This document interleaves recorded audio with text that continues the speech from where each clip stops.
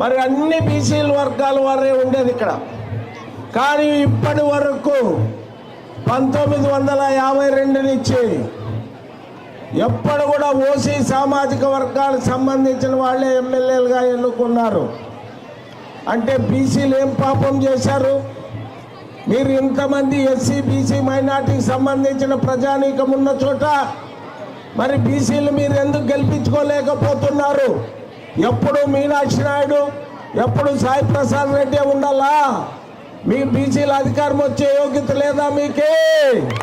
ఒక్కసారి ఇక్కడున్న ప్రతి ఒక్కరు ఆలోచించండి, మీ సత్తా ఏమనేది చూపించండి. ఎవరికి భయపడవలసిన అవసరం లేదు, మీ వెంట మేముంటాం. ఒక్కసారి ఆలోచించండి. ఈసారి కూడా ఒక ఎమ్మెల్యే బీసీ, ఒక పార్లమెంట్ మెంబర్ బీసీ. మరి ఈసారి మీరు గెలిపించుకోకపోతే భవిష్యత్తులో ఈ బీసీలు ఏం చేయకుండా కౌన్సిలర్లు సర్పంచులకే పరిమితం అనే పేరు వస్తుంది.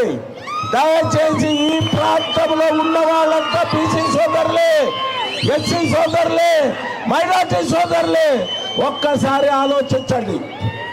మరీ ముఖ్యంగా మన ఉమ్మడి కర్నూలు నంద్యాల జిల్లాలో 14 అసెంబ్లీ సీట్లు ఉన్నాయి. అంటే 14 మంది ఎమ్మెల్యేలు ఎన్నుకునేదా ప్రజానీకం, 14 మందిని కూడా ఎన్నుకునేదానికి ప్రజానీకం సిద్ధంగా ఉన్నారు. ఈ ప్రభుత్వాన్ని పంపించాలనే దృఢ సంకల్పంతో అందరూ ఉన్నారు. మరి ఈరోజు ఇక్కడ పార్థసారథి గారు, ఆయన కేంద్ర ప్రభుత్వంలో మాకి ఎలాగా చంద్రబాబు నాయుడుతో అనుకూలం ఉందో ఆయనకి నరేంద్ర మోడీ, అమిత్ షా, నడ్డా గారితో ఎన్నో సంబంధాలు ఉన్నాయి. ఆయన ఒక పంటి డాక్టర్. ఆయనవి ఆంధ్రప్రదేశ్, తెలంగాణ, కర్ణాటక, తమిళనాడులో 140 హాస్పిటల్స్ ఉన్నాయి ఆయనవి. ఆయన 140 హాస్పిటల్లో డాక్టర్లు, నర్సులు అంతా కలిసి ఒక 2000 మంది పైన పనిచేస్తున్నారు. ఆయన ఆర్థికంగా ఆయన ప్రజాసేవ చేయాలని వచ్చాడు, కానీ ఆయన ఏదో వేరే రకంగా వేరే ఉద్దేశంతో రాలే. ఆయన్ని మనం గెలిపించుకుంటే మన నియోజకవర్గం మొత్తం 42 వార్డులు, 42 గ్రామాల్లో ఎక్కడ చూసినా తాగునీటి సమస్య ఉంది. ఈ తాగునీటి సమస్య తీరాలంటే నేను టికెట్ ట్రై చేశా, మల్లప్ప చేశాడు, కృష్ణమ్మ చేశారు.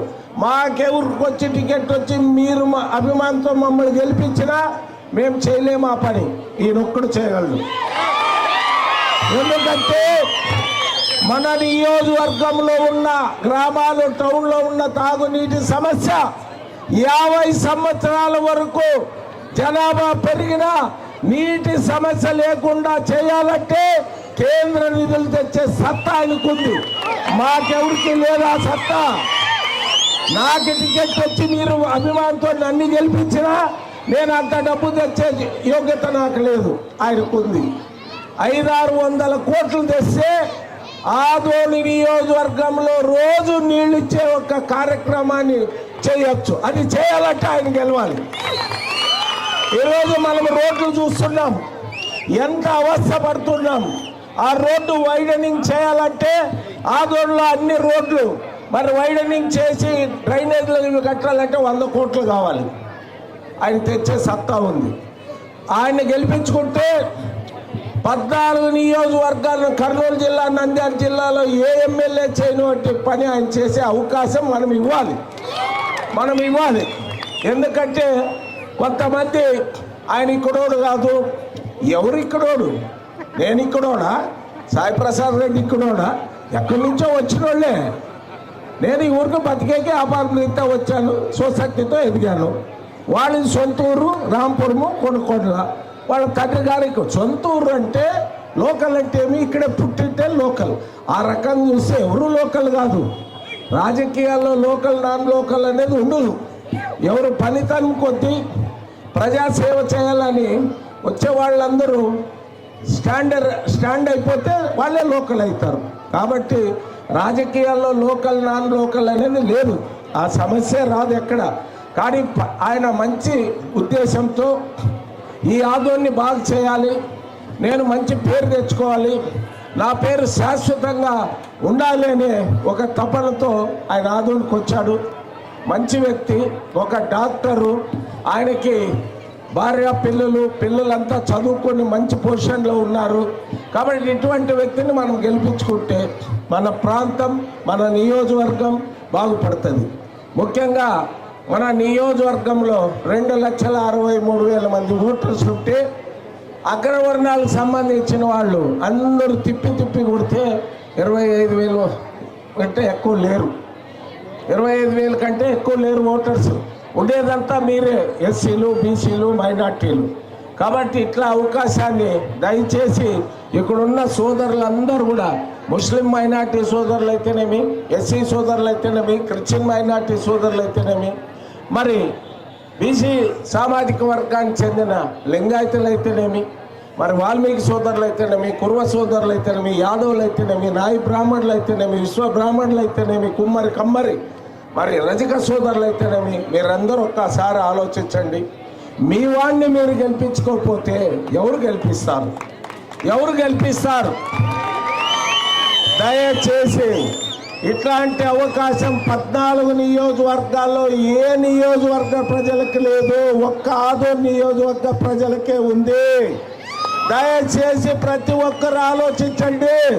ఇటువంటి సువర్ణ అవకాశాన్ని మనం పోగొట్టుకుంటే మన ఆదోని ఇంకా ఎన్నేళ్లున్నా ఈ నీటి సమస్య తీరాలంటే ఆయన గెలవాలి.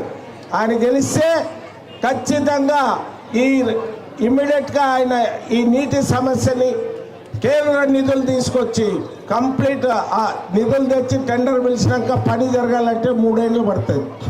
ఎందుకంటే ఇంకొక స్టోరేజ్ ట్యాంక్ కట్టాలి. నేను చంద్రబాబు నాయుడు గారి దృష్టికి తీసిపోయి ఆ రోజు బసాపురం దగ్గర ట్యాంకే కట్టుకోకుండా ఉంటే ఈరోజు ఎంతో ఇబ్బంది పడేవాళ్ళం తాగునీటి కోసం. అయినా జనాభా పెరుగుతుంది. ఎంత పెరిగింది మీరు అందరూ చూస్తున్నారు.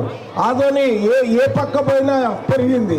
కాబట్టి ఒక్కసారి ఆదోని నియోజకవర్గంలో గ్రామీణ ప్రాంతం, పట్టణ ప్రాంతంలో ఉన్న ఓటర్ మహాశైలందరూ ఒక్కసారి ఆలోచించండి.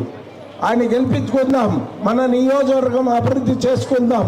మరి అదేవిధంగా రేపు 13వ తారీఖు ఉదయం 7 గంటల నుంచి తెలంగాణలో 7 గంటల నుంచి 6 గంటల వరకు ఇచ్చారు.